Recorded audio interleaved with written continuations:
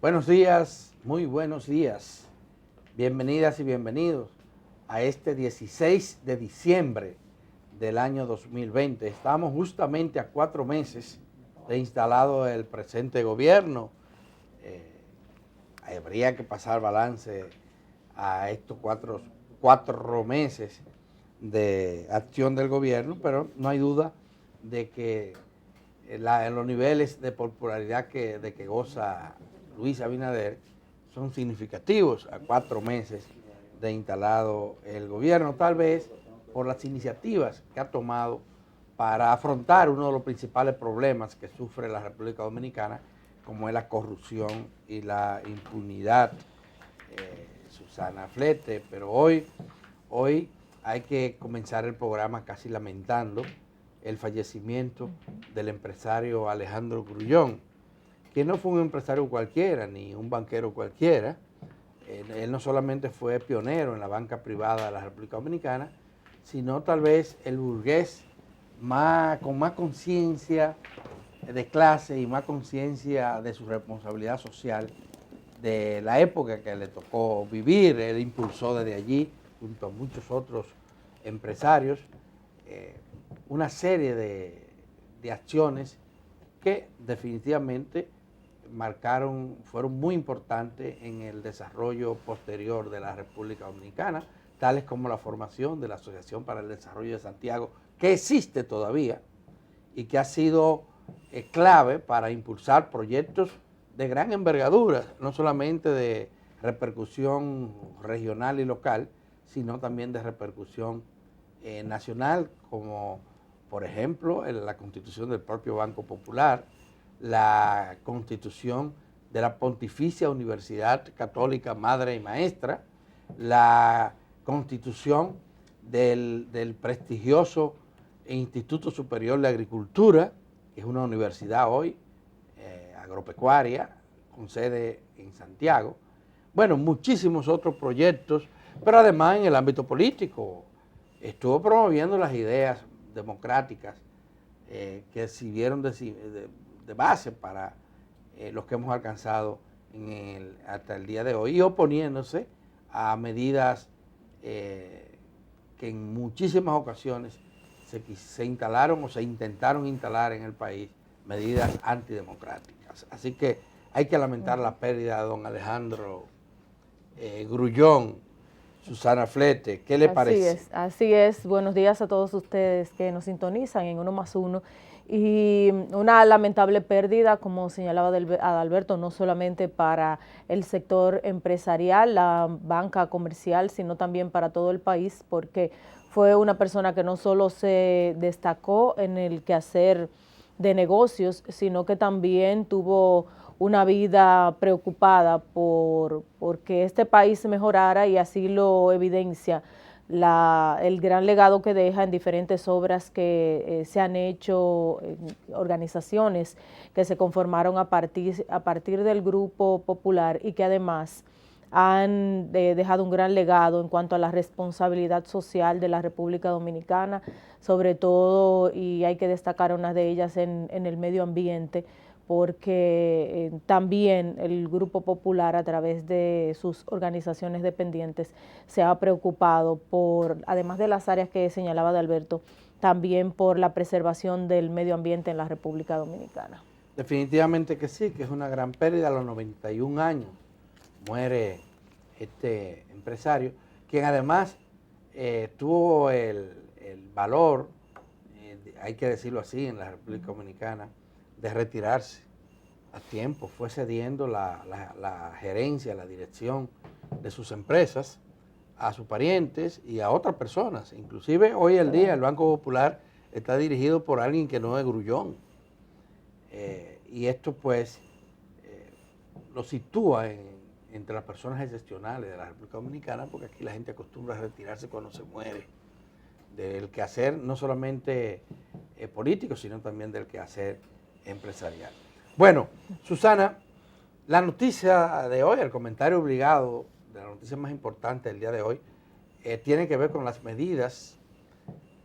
nuevas medidas que adoptaron las autoridades sanitarias del país frente al al coronavirus que entra, estamos en pleno desarrollo de una segunda oleada de contagios y consecuentes muertes de esta pandemia que ha mantenido al mundo en una situación defensiva, Susana. Las medidas, como ustedes saben, incluyen la limitación del toque de queda, del horario del toque de queda. Ustedes saben que lo teníamos libre para todo el mundo desde las 9 de la noche hasta las 5 de la mañana. Ahora será de las 7 de la noche hasta las 5 de la mañana, pero se permitirá la circulación de personas que demuestren que van de su trabajo, de cualquier otra actividad, hacia su casa.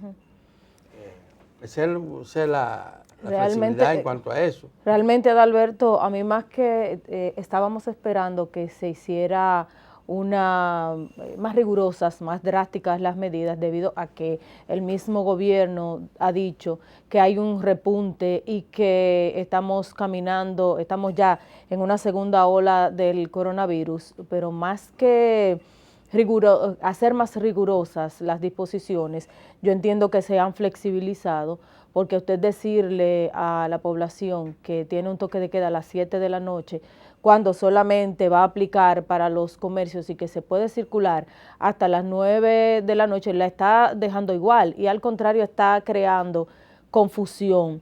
Los negocios tendrán que cerrar a las 7, pero todo el mundo podrá estar en la calle circulando.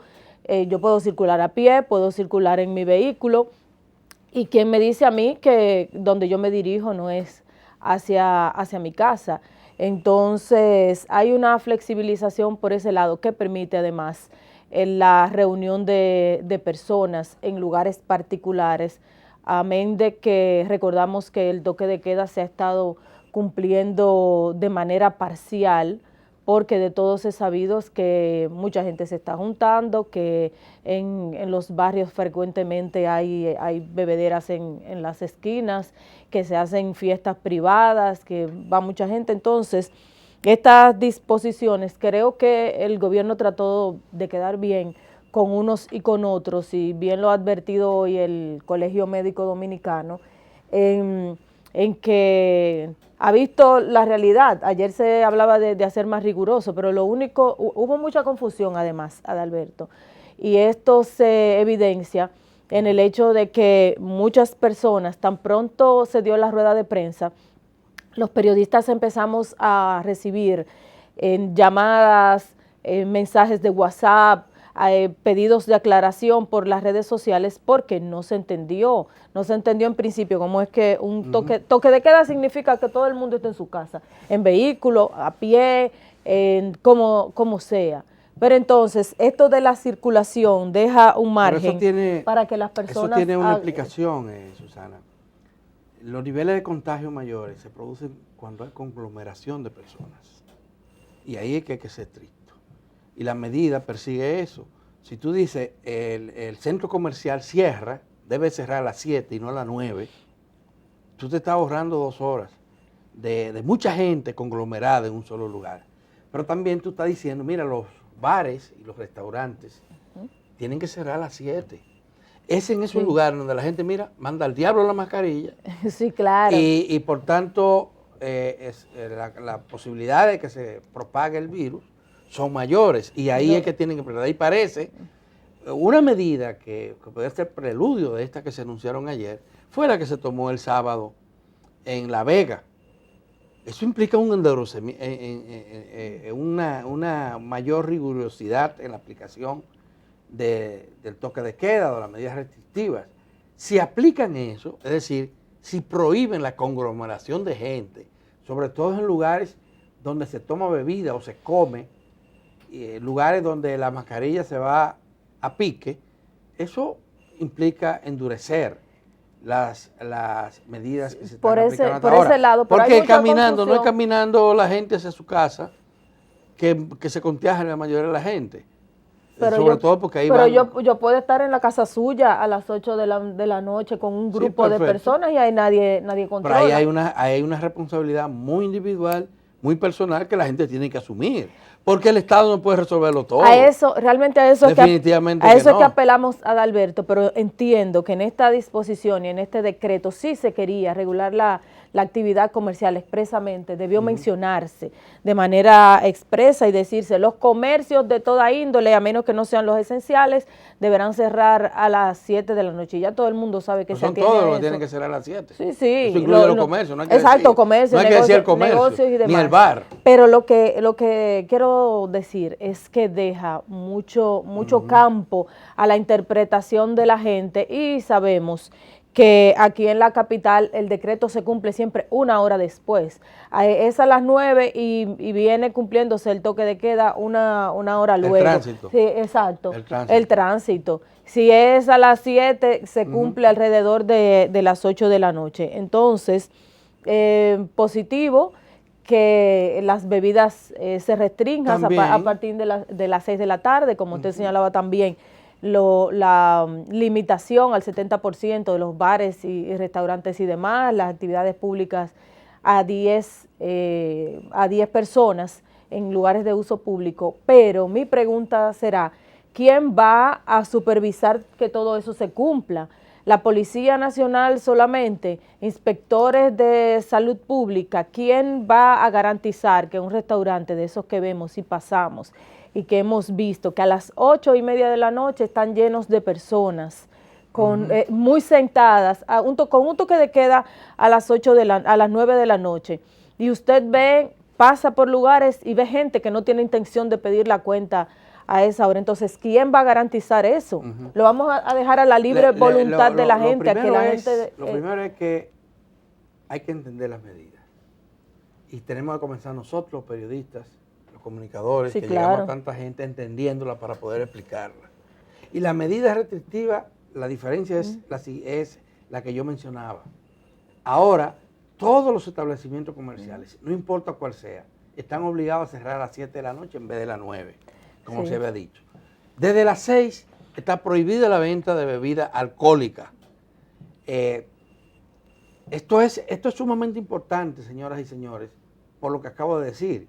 La manera con que se propaga principalmente el virus ahora es mediante el acercamiento físico y la desprotección de la cara, de la boca, de los oídos. Y eso se hace principalmente cuando usted va a comer o cuando usted va a beber. En las calles usted ve a la gente que anda con su mascarilla. Pero en muchos lugares, en los establecimientos comerciales es obligatorio. Sí, sí. Tú no puedes entrar sin la mascarilla. Entonces yo creo que son medidas importantes porque además esas medidas son mucho más drásticas ahora en diciembre que en cualquier otro lugar, porque nunca como en este periodo del año se desplaza tantas personas y asiste tanta gente y le da tanta gente deseo de comer, de cenar fuera de la casa y de beber, Susana. Y debo decirte lo siguiente. No se juntan todo el año, entonces quieren ver la gente antes de ahora, entonces esas medidas son durísimas. En esta época, durísimas. Pero a lo que quiero llegar, Adalberto, es que el gobierno, para que una medida sea efectiva, primero hay que entenderla. Entonces las cosas se deben decir bastante claras, y más en una población como la que tenemos aquí en la República Dominicana, que es experta buscándole la quinta pata al gato y haciendo interpretaciones y sacándole la parte a conveniencia. No digo todo el mundo, pero hay una parte de la población que hace eso. Entonces, el gobierno debe tratar de que su mensaje sea claro, de que la gente lo entienda de una, de que se dio la rueda de prensa y no haya que nosotros no tengamos que estar un día después de la rueda de prensa explicándole a la gente y diciendo los pormenores. Se debe entender primero para que se pueda acatar. Sí, yo creo que la medida está clara, la gente la va a entender. Lo que no me pareció correcto es de que era de aplicación inmediata. O sea, ya ayer mismo se comenzaba a aplicar esa medida y eso me pareció muy brusco. Sí. Pudo haber sido a partir de hoy, después que la gente interpretara, leyera y viera. Claro, porque además mucha gente salió con su agenda hecha, con su plan de trabajo y se planificó. Pero el regreso no había problema, aunque ayer la confusión que hubo es que mucha gente intentó regresar temprano, creía que era las 7, y entonces eso provocó entaponamientos por todos los lados, al menos en el Gran Santo Domingo. Desde las 2 de la tarde. De Gran Santo Domingo la gente se puso como medio nerviosa, pero es a las 7 y los vehículos y las personas podrán transitar desde su trabajo o desde el lugar donde estén en esas 2 horas hacia su casa siempre que lo demuestren. Y el tema, lo que está prohibido básicamente es la conglomeración de gente, repetimos, en plazas públicas y en centros privados, comerciales o de cualquier otro índole. Las bodas masivas, los actos masivos están prohibidos. 15 años. Están prohibidos. Hay que hacerlo de otra manera. No puede ser a lo La Vega, ¿verdad? A lo La Vega, a donde no se ha dicho mucho, pero hubo un combo en el que no pudo tocar, porque iban a tocar. Y ahí estaba todo el mundo, habían hasta autoridades políticas y militares de la localidad a quienes se le apresó, se le sacó del lugar, pese a que era un próspero empresario, el padre de la muchacha que se casaba. Si hacen eso, porque eso sirve de ejemplo, yo creo que podrá tener un valor persuasivo en la población. Vamos a ver lo que va a pasar con estas medidas, porque lo otro es que ustedes me digan que en Navidad que nadie se mueva. Explíquenme. Eso está bien duro en la República Dominicana, donde ciertamente hay un repunte del coronavirus, pero no lo comparen ustedes con lo que está pasando en Estados Unidos o en Europa. Pero usted sabe, Adalberto, que vamos siempre 2 o 3 pasos por detrás y en vez de aprovechar esa ventaja, nosotros la pasamos por alto. En la pandemia con relación a Estados Unidos y con relación a Europa nos lleva a la delantera y deberíamos aprovechar esa ventaja para adoptar medidas fijándonos en lo que ha pasado. Hoy Europa ha adoptado medidas en esta semana más rigurosas que las que haya adoptado en lo que se recuerde de este siglo pasado. En Holanda, o sea, en los Países Bajos, en Alemania, en España todavía no están tan rigurosas, pero se ha ido tomando por comunidades. Sí. No, o sea, me refiero a que no hay un cierre total, sí. Pero en Francia hay toque de queda, o sea, Sí, ciudades a las que estamos acostumbrados a verlas en actividad permanente y han adoptado disposiciones drásticas, porque ya no están hablando de una segunda ola, están hablando de una tercera. Sí, de una tercera ola. Entonces, en algunos países así es. Y aquí hemos dicho que ayer dijo la vicepresidenta que la vacuna no estará disponible por ahora. O lo que yo entendí, que se está en negociaciones y que todavía faltan unos meses para que podamos contar aquí con vamos la a tener vacuna. Los países pobres, porque este mundo es hipócrita. Se habla de la globalización, se habla de cómo opina el mundo, pero cuando hablan de opinión del mundo son 5 o 6 naciones las que establecen todas las reglas y siempre en perjuicio de las pequeñas y de las menos prósperas, como es el caso de la República Dominicana. Pero óiganme, en los Estados Unidos, en esta semana, ya se pasó el umbral de las 300,000 víctimas mortales por el coronavirus. En los Estados Unidos hay estados que están reportando cantidad de contagios y de muertes superior a los 2 primeros meses del coronavirus. Es decir, que esta segunda ola ha superado con creces la situación. De manera que en esos países, y bueno, ese es el caso de Estados Unidos, Alemania, que se mantuvo muy flexible frente a todas las medidas, tuvo que endurecerla gravemente. Pero en República Dominicana todavía, en esta segunda ola, estamos muy lejos de alcanzar los umbrales que logramos en los 2 o 3 primeros meses de la pandemia en la República Dominicana. Eso no es para que nos crucemos de brazos, eso no es para que bajemos la guardia. Realmente los 2 o 3 primeros meses, Alberto, ¿no? Estaríamos hablando de cuando se generó el pico de la pandemia, entre junio y julio, que fueron los meses críticos cuando estuvimos Sí, así es. Pero ya en el tercer mes nosotros estábamos reportando cada día más de 1,000 casos. Estaba en Puerto Plata en San Francisco de Macorís, Muy, la situación muy, crítica. sí, muy crítica. Pero aparte de esto, no podemos perder de vista que hay de hecho, en el Reino Unido se ha detectado una nueva cepa. Entonces, nos estamos enfrentando ya había nuevas cepas en otros lugares, claro, inclusive en China. Exactamente. Entonces, nos estamos enfrentando a un virus que es inteligente, que cambia, que muta, que se adapta al medio ambiente. Lo importante es que las Entonces, vacunas, porque no es una vacuna, hay muchas vacunas, y hay por lo menos 3 que ya se están aplicando. Una en China, una en Rusia y una Exacto. en otras 7 naciones, comenzando por el Reino Unido, ¿verdad? O Gran Bretaña, donde se comenzó, y ahora en Estados Unidos. Y ya en Estados Unidos 2 vacunas, porque Moderna ha sido ya reconocida y probablemente que en la próxima semana ya tendrá Estados Unidos aprobado y decidido la aplicación de esa segunda vacuna. Susana, hay muchas otras noticias. Yo quiero aprovechar un par de minutos, para hacerme eco de una denuncia. Me parece muy seria y que tiene repercusiones no solamente local, sino nacional. Se trata de que en el Batey 5 de Barahona, el consorcio azucarero que maneja el ingenio de Barahona, el próspero ingenio de Barahona, arremetió de madrugada el pasado viernes contra propiedades privadas y destruyó propiedades privadas. Miren, a tiro limpio va con el ejército ahí. Y además un bulevar que estaba construyendo el ayuntamiento local.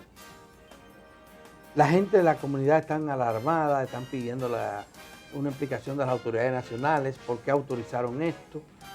Pero esto nos remite a una situación muy difícil que afecta a la inmensa mayoría de las comunidades que estaban alrededor de los ingenios azucareros, algunos de los cuales quebraron, otros no.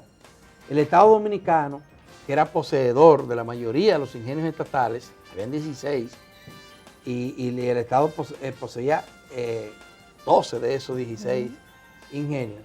La mayoría de estas comunidades han cargado con la miseria extrema y han sido víctimas de una política totalmente equivocada. ¿Qué hizo el Estado Dominicano? Traspasar esas tierras a compañías privadas bajo el pretexto de que la gente iba a tener prosperidad, porque esas compañías iban a hacer múltiples inversiones, mucho más que las que estaba haciendo el Estado, y que las comunidades iban a prosperar. No ha pasado así en Barahona. En Barahona hay que decir que el ingenio de Barahona es un ingenio cuyas plantaciones agrícolas disfrutan de la irrigación de canales estatales.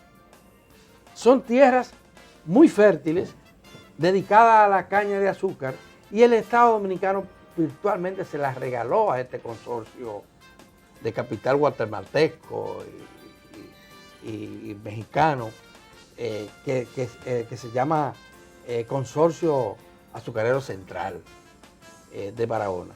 Y esto que ha hecho ese ingenio contra esa comunidad, hay que decir que Batey 5 y Batey 6 son de las comunidades rurales cañeras más grandes de esa región. Esto que ha hecho, como ustedes vieron en las imágenes, es verdaderamente un crimen. Yo puedo hablar con mucha propiedad, porque yo vengo de Villa Altagracia. Villa Altagracia y conoce la zona. El ingenio Catarey. Y el ingenio Catarey tenía cerca de 250,000 tareas estatales y se la dieron a 2 compañías. Frutas Dominicanas, que quebró, y Cítrico Dominicano.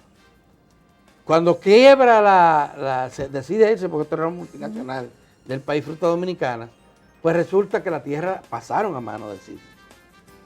Y usted sabe lo que significa que en ese municipio de casi 100,000 habitantes hoy en día, una compañía monopolice la propiedad de la tierra que eran del Estado. Se la arrendaron a $1 la tarea por 99 años a esa compañía. Y hoy en día la gente se está muriendo de hambre en ese pueblo porque no tiene fuente de empleo, no tiene fuente de trabajo. El Cítrico apenas ofertas de empleos por un par de cientos de trabajadores. De manera que ojalá que se investigue el caso del Batey 5 en Barahona y ojalá algún día cuestionemos esta política, porque la verdad es que esa tierra de Barahona no deberían estar dedicadas a un monocultivo como es la caña, cuando debería de ser el granero de la región Enriquillo, cuya capital es Barahona. Así es. Vamos a irnos a una pausa comercial y después tenemos dos interesantes entrevistas aquí en 1+1.